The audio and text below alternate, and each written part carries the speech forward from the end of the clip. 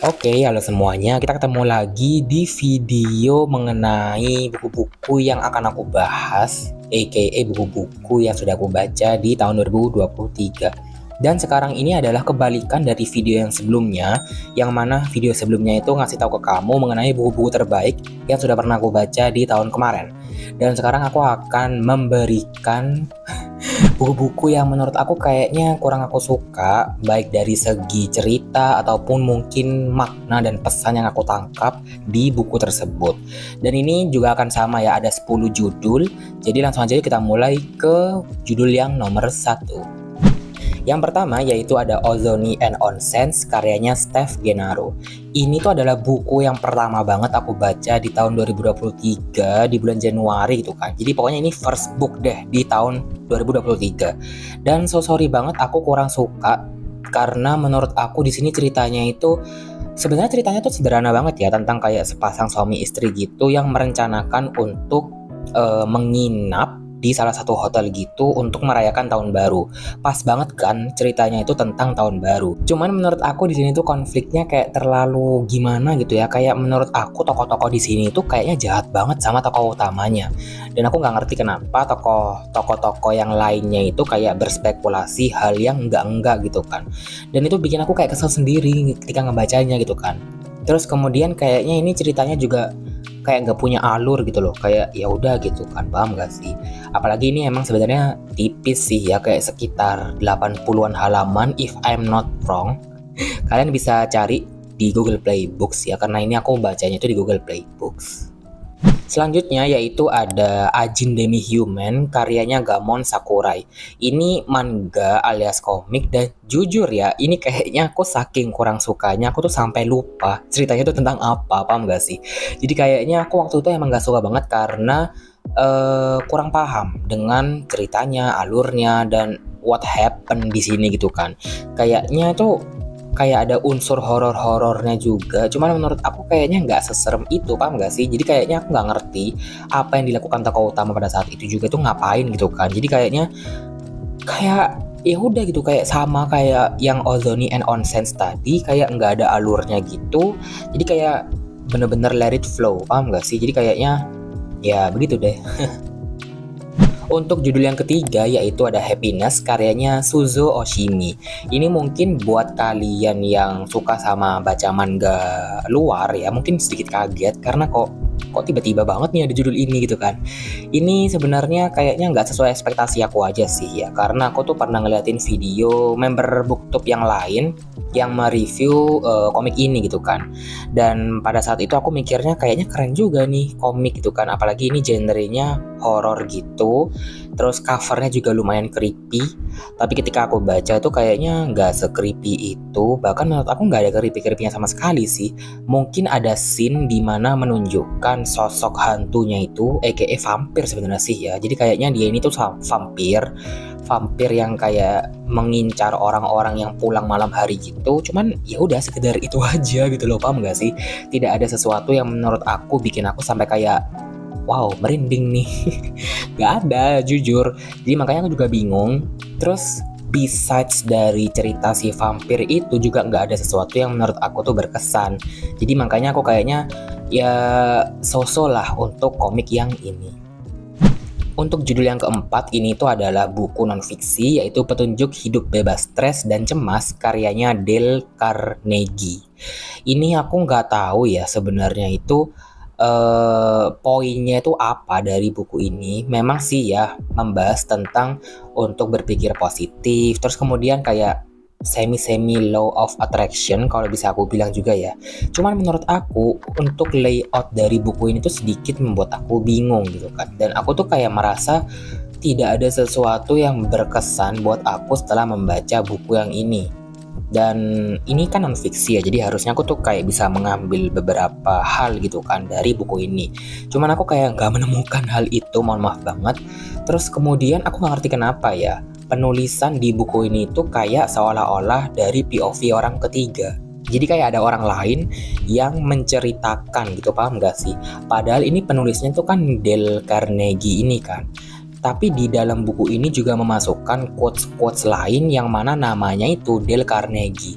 Awalnya tuh aku nggak notice ya kalau penulis dari buku ini tuh adalah si Dale Carnegie. Cuman kok memasukkan quotes dari Dale Carnegie yang lain gitu kan, aku kan bingung. Terus apalagi seolah-olah itu kayak ada yang nulisin gitu, paham gak sih? Jadi aku kayak bingung gitu loh, ini yang nulis siapa sebenarnya gitu kan. Jadi ya kayaknya itu sih alasan utamanya. Dan aku ya itu sih ya kayak tidak mendapatkan impact dari buku ini, so sorry aja. Untuk judul yang kelima ini mungkin sedikit membuat kalian kaget, yaitu Kitchen karyanya Banana Yoshimoto. Ini banyak banget di review sama booktuber baik yang dalam negeri maupun yang luar negeri, dan mereka semua sepakat kalau cerita ini tuh cukup bikin sedih. Cuman kalau menurut aku pribadi, aku nggak merasakan sedihnya itu ya. Aku nggak tahu what's happening in here gitu kan, terus kayak gitu, paham gak sih?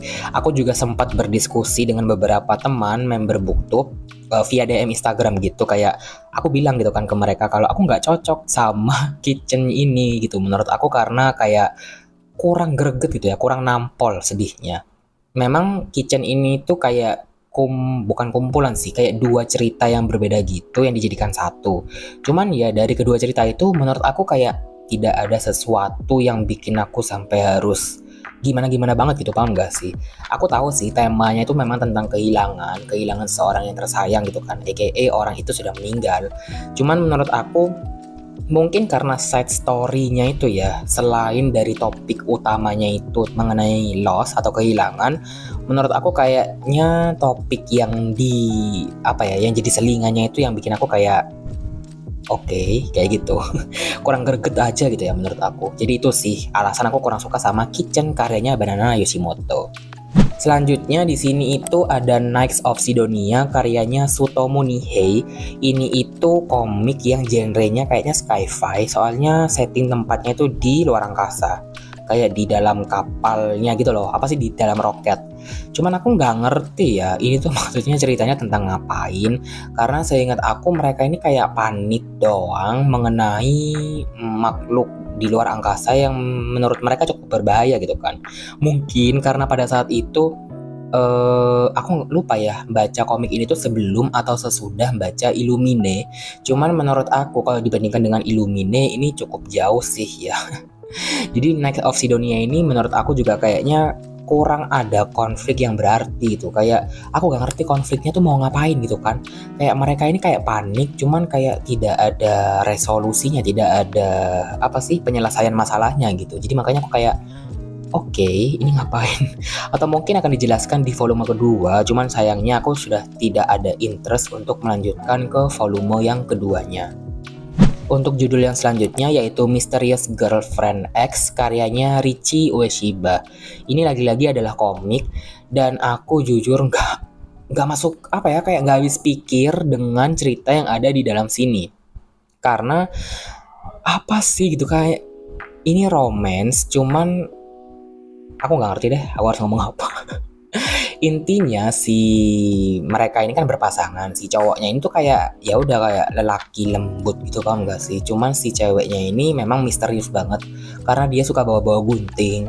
Terus kemudian dia itu kayak tiba-tiba suka gelut atau silat gitu. Terus kemudian ini yang paling disgusting sih ya. Jadi ada salah satu adegan disgusting yang sudah dilakukan oleh mereka berdua ini, yang mana kayak sebagai tanda perpisahan gitu, dan menurut aku jujur itu kayak apa-apaan sih. Jadi ya udah deh, mungkin kalian coba baca aja. Dan aku keselnya itu karena novel komik ini tuh banyak ya halamannya, sekitar 400 atau 500 gitu. Cuman nggak ada sesuatu yang berarti, nggak ada sesuatu yang berkesan juga. Jadi aku kayak bingung ini. Ya udah deh, kita lanjut aja yuk ke judul yang selanjutnya. Untuk judul selanjutnya yaitu Watari Kun's is About to Collapse karyanya Naru Narumi. Lagi-lagi nih komik yang genrenya itu romance. Aku gak ngerti kenapa ya, kemusuhan banget kayaknya sama romance. Cuman romance yang di sini tuh kayaknya nggak terprediksi, paham gak sih? Dan di sini tuh kalau kalian lihat di bagian judul itu ada yang kayak disensor ya, kayak ada bintang-bintang gitu, itu kan sensoran kan aslinya.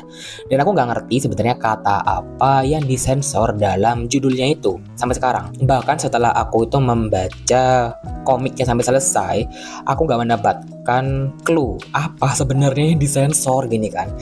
Jadi ya aku pada saat itu mengira kalau komik ini tuh akan bergenre thriller atau mungkin sesuatu yang berdarah-darah karena covernya lumayan creepy kalau menurut aku. Cuman kok romance yang cutie gini ya agak lain, agak beda dari ekspektasi gitu kan. Jadi makanya aku langsung kayak merasa ditipu dan oke lah kalau romance itu bener-bener yang tanda kutip berbobot gitu ya romance-nya. Romance berbobot tuh gimana? Ya intinya kayak gitu. Terus ketika dibaca, ya udah kayak gitu-gitu aja, kayak romance anak SMA yang ya gitu. Jadi kayak nggak ada sesuatu yang menurut aku bikin kayak wow, gila keren banget nih cerita. Nggak ada sebenarnya. Jadi kayak ya gitu deh. Untuk selanjutnya ini itu namanya Swift the Chase yang ditulis oleh Ralph Morgan dan kawan-kawan. Kenapa dan kawan-kawan? Karena ini itu menceritakan bukan menceritakan, karena ini itu kayak antologi gitu loh, jadi kayak kumpulan penulis gitu. Kayaknya ada sekitar 9 judul atau 9 penulis yang ada di dalam buku ini. Sebenarnya buku ini nggak tebel-tebel banget, sekitar 70 halaman, cuman aku tuh butuh 4 hari buat nyelesainnya, karena menurut aku juga nggak ngerti apa yang dibahas di buku ini gitu kan. Di tengah-tengah membaca buku ini aku juga sempet lost alias kayak bentar, tadi nih nyeritain apa sih gitu loh. Dan aku juga mulai kehilangan fokus ketika mengikuti ceritanya sampai selesai. Jadi pada saat itu ya udah sih aku memutuskan untuk dengerin aja audiobooknya karena ini aku bacanya di Google Play Books gitu kan. Terus ya udah gitu kayak aku nggak ngerti benang merahnya tuh apa karena seingat aku kayak menyebutkan nama-nama tempat yang sama di beberapa ceritanya. Terus aku tuh kayak mulai berpikir bentar apa jangan-jangan ini tuh sebenarnya kayak antologi di mana ceritanya tuh dibuat bersambung nanti penulis lain nyambungin ceritanya lagi. Cuman aku kayaknya udah gak merhatiin ya udah kayak ya udah deh kayak udah terlanjur gitu kan sebenarnya. Jadi kayaknya ya udah deh kayak gitu. Aku juga nggak ngerti tokoh-tokohnya juga penggambarannya atau deskripsinya menurut aku terlalu kurang kuat ya. Jadi kayaknya ya gitu deh. Oke, ini adalah judul terakhir yang aku kurang suka yang aku baca di tahun kemarin yaitu Tomie karyanya Ito Junji. Ini karya pertama Ito Junji yang aku baca dan sayang banget aku kurang suka. Jadi kayaknya kesan atau impresinya itu kurang baik ya terhadap judul yang ini. Padahal aku tuh udah pingin banget untuk koleksi yang volume keduanya. Ketika aku baca ini tapi ternyata ya nggak sesuai ekspektasi gitu kan. Menurut aku cerita ini nggak serem sih ya, bukan sesuatu yang bikin deg-degan banget, bukan sesuatu yang bikin sampai kepikiran gitu juga sih. Emang dia ini tuh lebih kental di unsur fantasinya karena emang sosok hantu itu adalah sosok ciptaan Ito Junji. Mungkin untuk lengkapnya kalian bisa cek di video reading vlog yang membahas tentang komik ini ya. Jadi nanti aku akan taruh di kolom deskripsi. Cuman ya itu sih ya, Tomie ini sayang banget aku kurang suka aja meskipun secara appearance buku ini atau komik ini bagus gitu kan. Tapi jangan bersedih karena aku sebenarnya masih pingin untuk baca karya lain dari Ito Junji. Cuman untuk Tomie ini ya first impressionnya kayaknya ya kurang memuaskan lah menurut aku. Oke, itu tadi ada 10 judul yang aku kurang suka yang aku baca di tahun 2023. Biar adil gitu kan. Jadi kayaknya yang best book juga 10, yang worst book juga ada 10. Meskipun ini campuran ya. Jadi kayak ada manga, ada novel, ada buku non-fiksi juga. Gimana dengan kamu? Apakah ada buku-buku yang kamu kurang suka yang kamu baca di tahun kemarin? Bisa kasih tahu di kolom komentar di bawah. Aku akhiri dulu videonya sampai sini dan kita akan ketemu lagi di video yang selanjutnya. Dadah.